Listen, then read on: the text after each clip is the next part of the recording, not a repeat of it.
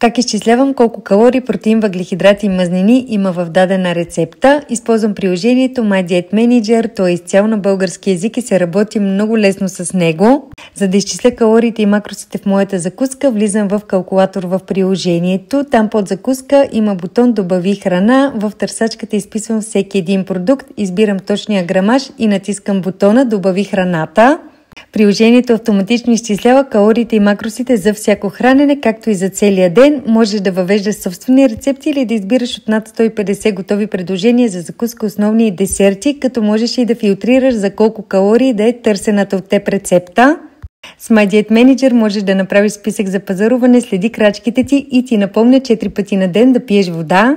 Това не е просто приложение, това е твой личен помощник по пътя към изграждане на правилни хранителни навици. Започни промяната, свали го от App Store или Google Play и изпробвай 7 дни напълно безплатно.